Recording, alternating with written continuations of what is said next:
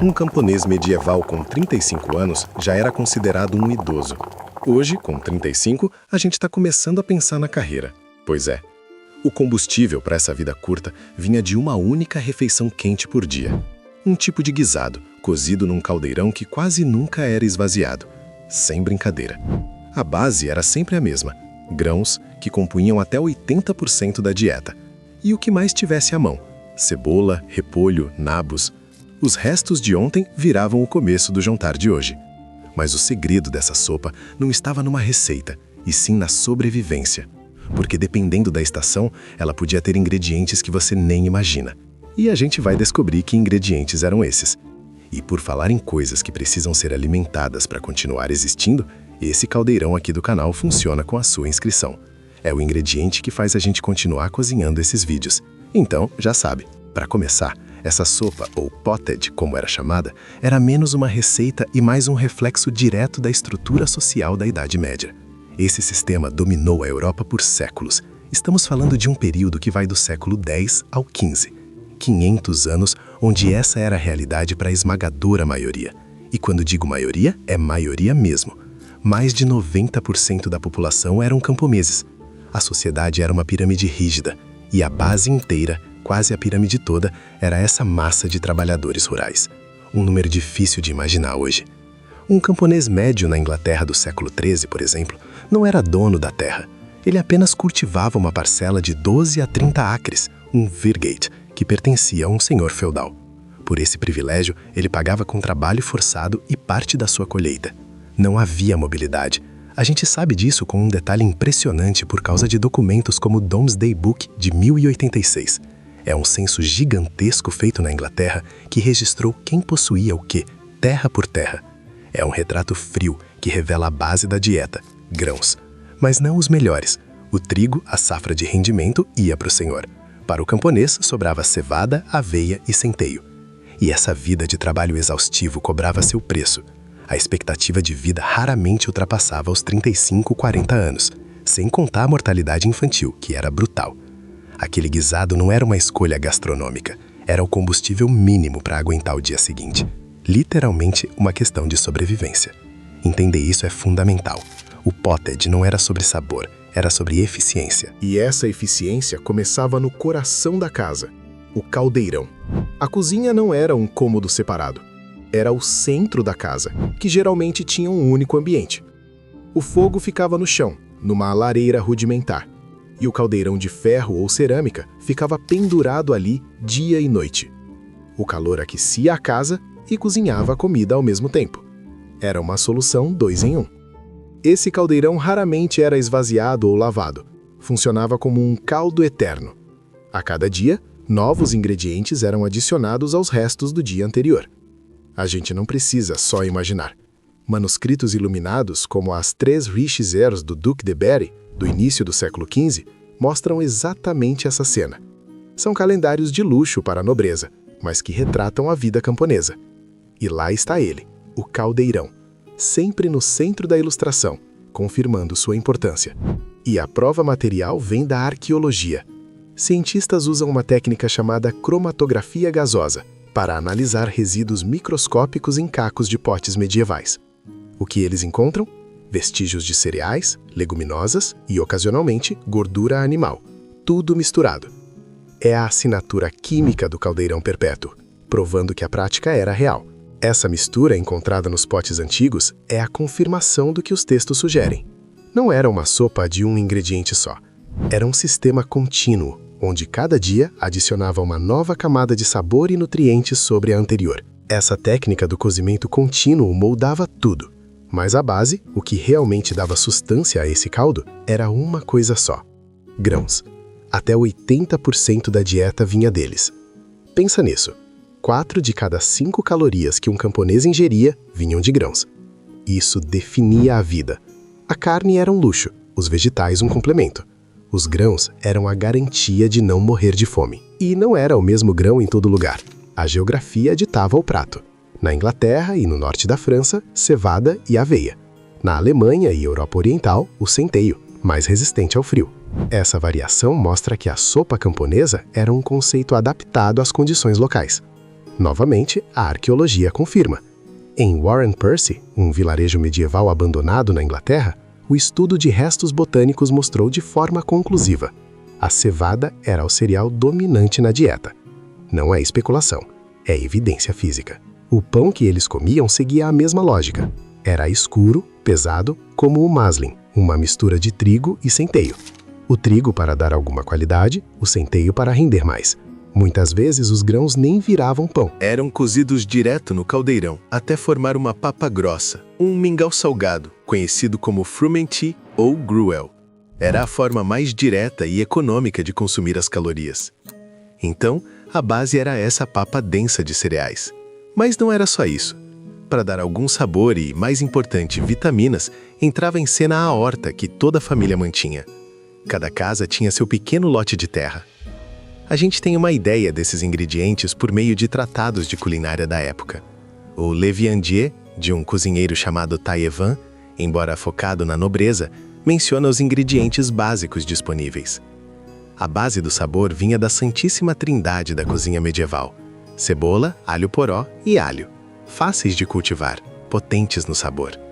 Junto a eles, vegetais resistentes como repolho, couve e nabos. Eram escolhidos pela durabilidade, não pelo sabor sofisticado. Proteína era um problema sério, e a solução mais barata vinha das leguminosas. Ervilhas e favas secas eram estocadas para o ano todo. Adicionadas ao caldo, forneciam proteína e ainda engrossavam o guisado. Um detalhe curioso: as cenouras da época não eram laranjas. Essa variedade foi desenvolvida bem mais tarde. As cenouras medievais eram roxas, brancas ou amarelas, e menos doces. É o tipo de detalhe que muda a nossa percepção do passado. Se você achou essa informação valiosa, uma curtida ajuda outras pessoas a descobrirem isso também. E se você gosta de histórias sem filtros, que vai além do que se aprende na escola, considere se inscrever. Tem muito mais de onde isso veio. Nos comentários me diga, qual desses detalhes até agora mais te surpreendeu? A prova final sobre os vegetais está nos ossos. A análise de isótopos em esqueletos de um cemitério medieval em Barton-upon-Humber, na Inglaterra, permite reconstruir a dieta. Os resultados mostram um alto consumo de vegetais terrestres, confirmando que essas hortas não eram um detalhe, mas uma parte central da sobrevivência. Então, o caldeirão tinha grãos e vegetais. Mas e a carne? A imagem do banquete medieval é famosa, mas para 90% da população, a realidade era bem diferente. A carne era um luxo raro. Os grandes rebanhos de gado e ovelhas pertenciam ao senhor feudal. Caçar nas florestas dele era estritamente proibido. As leis da floresta, as Forest Laws na Inglaterra normanda, eram claras. A punição para a caça ilegal podia ser mutilação ou morte. Sério. A proteína animal no caldo vinha de fontes mais humildes. O porco era o animal camponês por excelência. Criado com restos de comida, um único porco, abatido no outono, fornecia toucinho, banha e presunto para o ano todo. Pequenos pedaços salgados eram adicionados ao caldo para dar sabor e gordura. Miúdos, como coração e fígado dos animais abatidos para o senhor, às vezes eram distribuídos como parte do pagamento. Em tempos de desespero, a caça ilegal de coelhos e pássaros era um risco que alguns corriam. Essa escassez de recursos obrigava o camponês a ser criativo, e a dispensa suplementar dele eram as florestas e os campos comuns. O forrageamento, a coleta de alimentos silvestres, era uma habilidade de sobrevivência. Mulheres e crianças eram geralmente responsáveis por coletar ervas como urtiga, rica em vitaminas, dente de leão e azedinha. Cogumelos, nozes e frutas silvestres como amoras eram coletados na estação. O Taquinum Sanitatis, um manual de saúde do século XIV, ilustra a coleta de várias dessas plantas, indicando seu uso comum. Esses ingredientes secretos não apenas melhoravam o sabor, mas forneciam micronutrientes que faltavam na dieta básica. Em tempos de fome, quando as colheitas falhavam, saber o que coletar na floresta era a diferença entre viver e morrer. Isso nos mostra uma dieta muito mais complexa do que apenas grãos. Mas havia outro elemento tão fundamental quanto o caldo: o pão. A frase "ganhar o pão de cada dia" tem raízes diretas nessa realidade. Mas era um pão escuro, denso e azedo, feito de cevada, aveia ou centeio. A moagem dos grãos era um monopólio do senhor feudal. ele cobrava uma taxa, a multur, pelo uso do moinho. Para evitar a taxa, algumas famílias moíam os grãos ilegalmente em casa, com mós manuais chamadas kernstones. O resultado era uma farinha grosseira que frequentemente continha pequenos pedaços de pedra da mó. A análise de esqueletos medievais comprova isso, um desgaste dentário severo e característico. O pão era assado em fornos comunitários, também controlados pelo senhor. Sua principal função, além de nutrir, era servir como um utensílio para comer o caldo espesso. Eles não bebiam água. A bebida diária para todos, incluindo crianças, era a cerveja, mas não a cerveja que conhecemos. Era a small beer, ou cerveja pequena, com um teor alcoólico baixíssimo, por volta de 1 a 2%. Produzida em casa, geralmente pelas mulheres, as alewives, fermentando cevada ou aveia. O passo crucial era a fervura do mosto, que matava a maioria das bactérias presentes na água contaminada, a principal fonte de disenteria e cólera. Essa cerveja era, paradoxalmente, a opção mais segura de hidratação. E era mais que isso. Era uma fonte de calorias e vitaminas do complexo B. Registros da abadia de Bethel, na Inglaterra, detalham rações de até 1 galão, quase 4,5 litros, por trabalhador por dia durante a colheita. Era hidratação e energia líquida. Basicamente, eles inventaram a purificação de água usando a fermentação. O princípio de ferver um líquido para torná-lo seguro é a base de toda a pasteurização moderna. E essa mesma lógica de simplicidade e eficiência se aplicava a tudo na cozinha. A bateria de utensílios era mínima. O item mais valioso, o centro de tudo, era o caldeirão de ferro. Era tão importante que frequentemente aparecia em testamentos e inventários, um bem precioso passado entre gerações. Além dele, algumas tigelas de madeira, colheres de chifre e uma faca. O cozimento era um processo único, tudo era fervido lentamente, junto, sem refogar, sem fritar. A técnica era ditada pela necessidade, economizava combustível, exigia pouca supervisão e amaciava os ingredientes mais duros. E havia um ingrediente invisível, a fumaça. Sem chaminés eficientes, o fogo impregnava a casa e a comida com um sabor defumado característico. O caldeirão era, essencialmente, a primeira panela de cozimento lento do mundo. O princípio de usar calor úmido e baixo por um longo tempo para extrair o máximo de nutrição e sabor de ingredientes simples é exatamente o mesmo de uma slow cooker atual. Mas o que entrava nesse caldeirão mudava radicalmente com o passar do ano. A receita era ditada pelas estações. No verão e no início do outono, o caldo era rico, vegetais frescos da horta, ervas, talvez frutas silvestres. No final do outono, após o abate dos animais, podia ser enriquecido com miúdos. O inverno, porém, era a estação da fome. O caldo ficava ralo, dependente de vegetais de raiz armazenados e, com sorte, um pedaço de toucinho para dar sabor.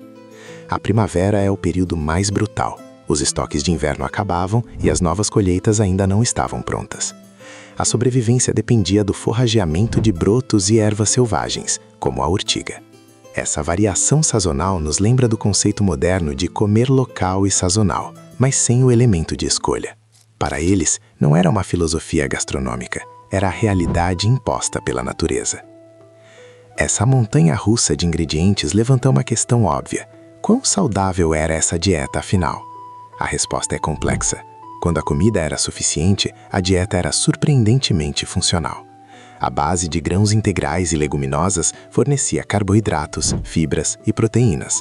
Os vegetais e ervas ofereciam vitaminas. O historiador Christopher Dyer estima um consumo de 2.500 a 3.000 calorias diárias, o suficiente para o trabalho pesado. O problema era a consistência. A dieta era cronicamente deficiente em vitaminas como a C, no inverno, causando escorbuto, e a D, levando ao raquitismo. A prova está gravada nos ossos. Análises de esqueletos medievais mostram linhas de Harris, marcas de crescimento interrompido e hipoplasia do esmalte dentário. São as cicatrizes físicas de períodos recorrentes de fome e doença. Em essência, a base da pirâmide alimentar deles era correta, mas a estrutura era perigosamente frágil. Para mais histórias que você provavelmente não aprendeu na escola, inscreva-se. Assim você garante que nosso caldeirão aqui continue fervendo com novos vídeos. Mas o caldo tinha outra função, que ia além das calorias. Na ausência de medicina formal, a comida era o remédio. O conhecimento sobre as propriedades das plantas era uma sabedoria popular, mantida pelas mulheres. Muitas ervas adicionadas ao caldo tinham um propósito medicinal. O alho era conhecido por suas propriedades antissépticas, a sálvia era usada para problemas digestivos, o tomilho para a tosse. Manuscritos como o Old English Herbarium confirmam essa prática, listando centenas de plantas e seus usos.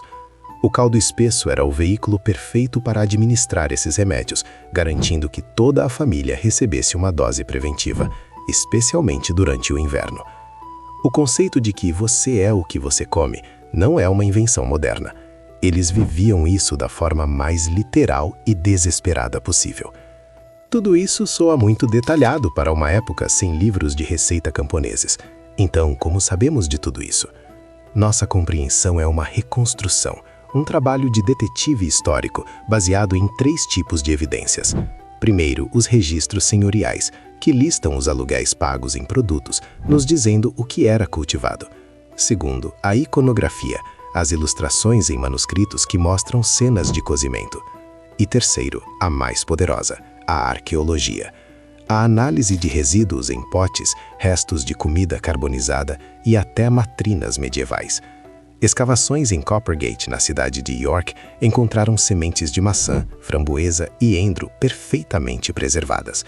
Não é especulação, é uma colagem de evidências que nos permite recriar o passado com uma fidelidade impressionante, usando a mesma lógica de uma investigação forense moderna. E essa imagem, reconstruída com tanto detalhe, revela um abismo quando comparada com a mesa do senhor feudal. A diferença era um reflexo direto e brutal da estrutura social. Enquanto o camponês comia um caldo turvo de grãos, a nobreza consumia consumis claros, à base de carne, coados em tecido fino para remover qualquer impureza. A grande distinção, no entanto, eram as especiarias. Pimenta do reino, cravo, noz moscada e principalmente açafrão, que dava uma cor dourada vibrante, eram símbolos de status e riqueza inimagináveis para um camponês. Livros de receitas como The Form of Curry, da corte do rei Ricardo II, listam ingredientes que um servo jamais veria na vida. A sopa do camponês era um mapa de sua realidade local. A do nobre era um mapa do comércio global. No fim, a receita secreta da sopa camponesa não era um ingrediente, era a resiliência. Uma fórmula de sobrevivência, adaptada a cada estação, a cada colheita e a cada dia de trabalho duro, cozida lentamente em um caldeirão que nunca se esvaziava. E esse caldeirão, sempre borbulhando, era a metáfora perfeita daquela existência. Não havia um amanhã com pratos limpos e novas chances, apenas a continuação do mesmo caldo de ontem, com 1 ou 2 nabos a mais para disfarçar o desespero. Um ciclo sem fim de pura e simples necessidade, não de escolha ou de sabor. É fascinante como romantizamos essa resiliência. Admiramos a força para suportar o insuportável, talvez porque nos absolve da conveniência da nossa própria vida. Celebramos a capacidade deles de sobreviver com migalhas, como se a fome fosse uma virtude. É um truque antigo, transformar a opressão em uma história de superação para quem assiste de longe. Hoje, pagamos caro por um caldo de osso artesanal, vendido como elixir da saúde. Nossos chefes se gabam do cozimento lento, da comida rústica e sazonal. Transformamos a base da sobrevivência deles em um artigo de luxo para o Instagram. A mesma técnica, mas despida de toda a sua brutal honestidade. O prato do desespero virou iguaria gourmet. Se você não quer que a história real acabe rala como um caldo de inverno, inscreva-se para manter este caldeirão cheio. É o único jeito de continuarmos servindo esses banquetes de realidade. Agora pense, qual ingrediente da sua vida que você considera essencial seria um luxo impensável para eles? Talvez o próprio tempo para pensar nisso. Afinal, o sabor daquela sopa era um só, o gosto da falta de opção.